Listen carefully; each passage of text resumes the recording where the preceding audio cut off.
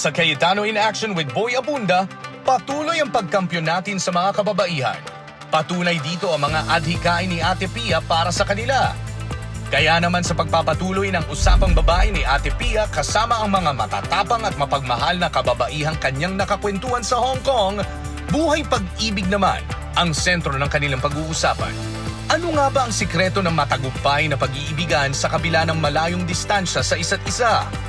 Ating pakinggan ang kwentuhan ni na Ate Pia kasama sina Gemma, Susan at Mila. Welcome back to Cayetano in Action with Boy Abunda's Hong Kong episode. This is part 2. I'm with our special guests, Mila, Susan, and Gemma. And because love is in the air, it's Valentine's month. Ang theme natin for part 2 will be, of course, about love. So ladies, we'll talk about more of the personal life and what you left behind in the Philippines, the loved ones in the Philippines, any loved ones in Hong Kong. And you can talk about your personal life and if may gusto din kayo i-share tungkol sa mga kababayan natin dito. Kasi it's interesting how life goes on, whether you're at home or in your second home, di ba? Our theme is living and loving. Let's start it on an interesting note. Anong movie yung may nurse na pumuntang Hong Kong as a stepping stone to going to Canada? Hello, love, goodbye. Ay, hindi. Movie yun ng buhay ni Mila. Kasi si Mila ay isang nurse na nagpuntang Hong Kong na yung pangarap niya is makarating ng Canada. Yes. So, actually, all of us are the stars of our own life. Yung pelikula pa yan o hindi, we are the stars of our own life, right? And so, in Mila's case, you came to Hong Kong and are living here, and you don't have a boyfriend, and you don't have a partner, right? Yes, ma'am.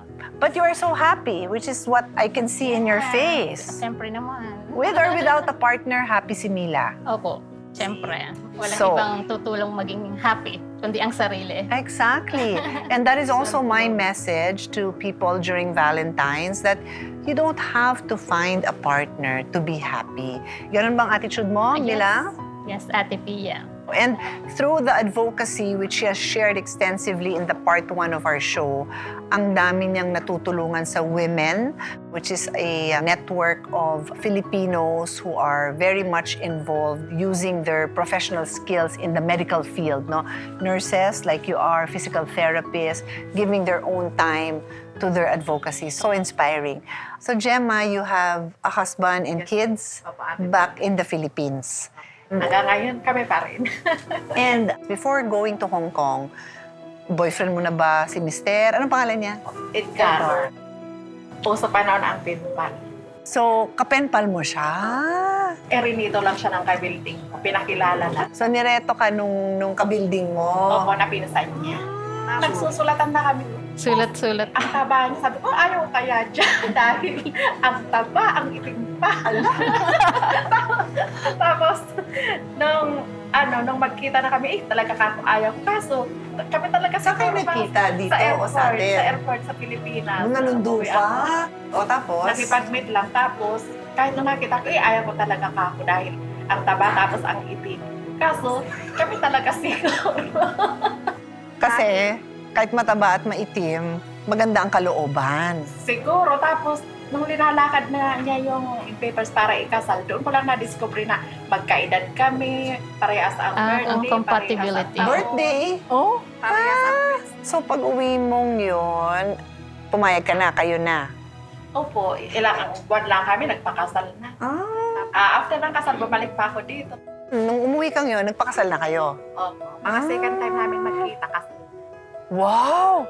Oh, madali. Pero awa ng Diyos, mabait naman siya. Kasi sabi mo nga sa akin, kami pa rin. Sabi mo gano'n. Oo. Kami pa rin hanggang ngayon. Okay. Sabi ko, Tsaka siya ang nagpapalaki ng mga anak mo kasi nandito ka. malaking tulong rin ang may asawa. Kasi kapag wala, parang ang hirap. Pero dahil nandyan siya, hindi ko na iniintindi yung mga anak ko dahil siya na ang nag-iintindi. Eh so paano na nagsusulatan pa kayo? Tawag. Pero Winston, uso na ngayon ang internet ka, video call na. Pero nung kapanahonan, na hindi pa marunong yung mga anak ko na mag-text, pagtawagan ko pa siya, hindi siya sumagot, Mainis kaya ako sabihin ko na, alam mo, hindi ka na nga marunong mag-text. Hindi pa Tawag mo, kailang tawag na ako, hindi mo pa rin sagot. Garo. Nasanay video na, call na. kahit hindi na mag-usap, okay lang. Basta palagi lang nandyan. Oo. Hindi ganito, surprise natin si Edgar. Sulatan mo, iuwi ko. Iuwi ko! Promise, iuwi ko. Nasaan ba siya? Saan ba sa... Ako na lang personal magme-mail. Lalagyan ko din ng envelope ko na may picture natin. Dali ko naman kami ng maganda. Ayan.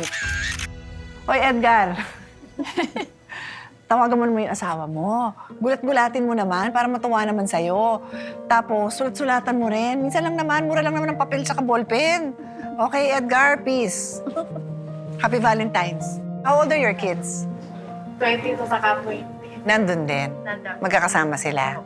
O, tamo. So, pwede pala ang long-distance love affair. Nag-work naman yan. I believe it depends din sa mga tao. Eh. Kung committed naman kayo, and then, yun nga, kung asaan, sabi nila, pag gusto, may paraan. Pag ayaw, may dahilan. Ayun. Okay.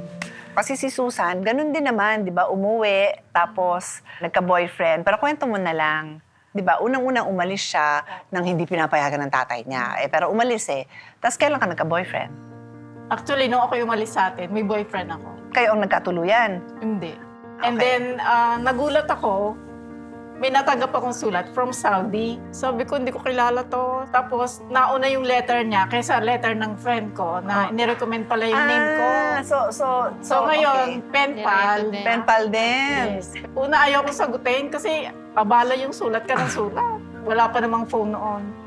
Pero napilitan ako, huwag mo kong pahiyain, sabi ng best friend ko. Oo. Mabait yan. May picture, mataba din. Ate Pia, gwapo. Oh. Kahawig siya ni Jay Ilagan, Okay, wow. actor. So, yun, nag-pen pal kami. Umabot ng 2 years and a half. Umuwi kami, nagpakasal.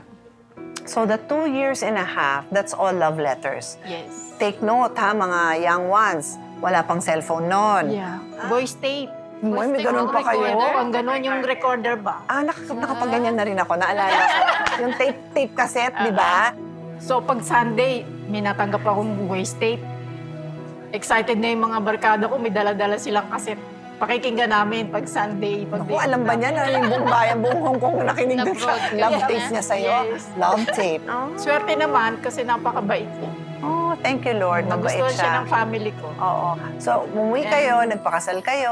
That's nice. And then, after ng wedding, Balik. bumalik ako dito, bumalik siya doon. Kasi After nag-work 3 years kayo. pa kami nagkita uli. Oh, tapos balik sa love letter. Yes, yun na naman. LDR na Wow. naman. Nagkataon na talagang sabi, kailangan na nating mag-settle. Sabi niya. Oo. Nauna, nag-ano doon, na-invade yung Iraq. Oh my yung God. Saudi, di ba Oh. noon? 1990. So, umuwi So, siya? umuwi siya. Kailangan ko na rin umuwi. Nasa ano pa ako noon? Parang London. Sabi niya, Yeah, uwi diba? ka muna, uwi Kasama ka nung muna. mga Oo. alaga ko. So, after nung contract ko, nagpaalam ako sa boss ko na uwi muna.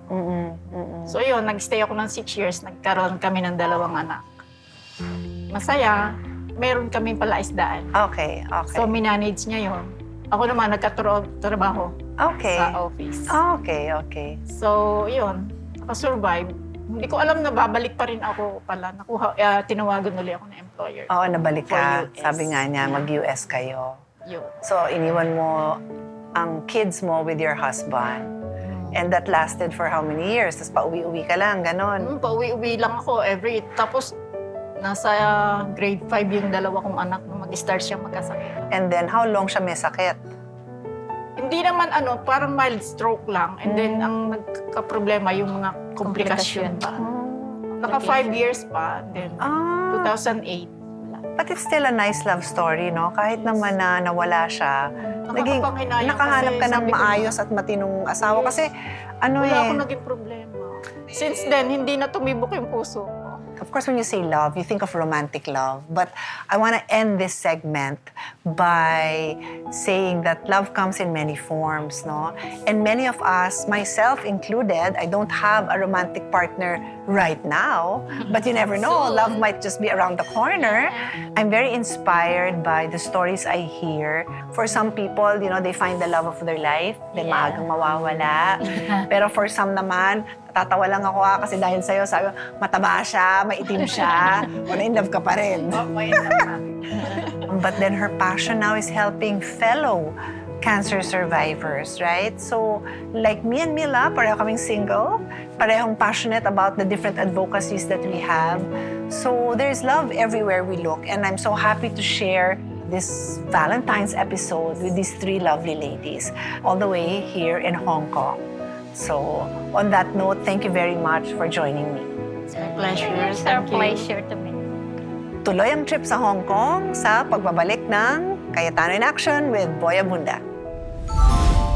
Kahit na mas madali ang makipag-video call sa mga kapamilyang naiwan sa Pinas, iba pa rin ang dating ng classic na liham para sa ating mga minamahal sa buhay. Kaya naman sa nalalapit na araw ng mga puso, kalakipang litrato nila Ate Pia, isang liham ang ipinadala ni Gemma sa kanyang asawa. Salamat, my dear. Na sinulatan mo ako. Lalong-lalo na kay Ma'am Pia Cayetano. Sa aming pagbabalik, isang OFW rin sa Hong Kong ang humingi naman ng payo kay Kuya Alan. Tutukan yan sa pagbabalik ng Cayetano in Action with Boy Abunda sa Hong Kong. Dito tayo ngayon sa MTR, Hong Kong.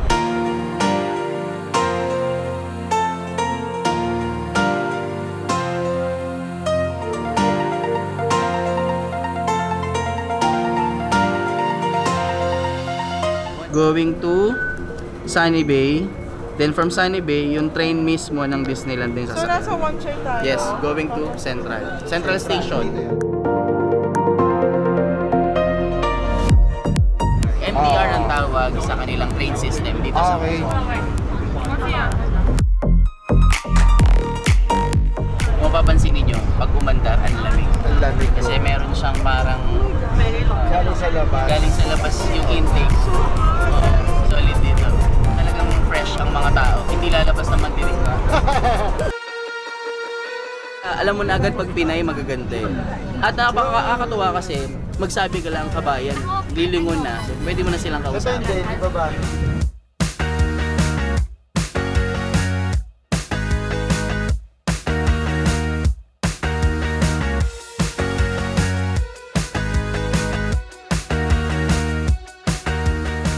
So ngayon guys, andito na tayo sa last train station na sasakyan natin going to Disneyland. And this time, this is very exciting dahil yung Disneyland train mismo ang sasakyan natin.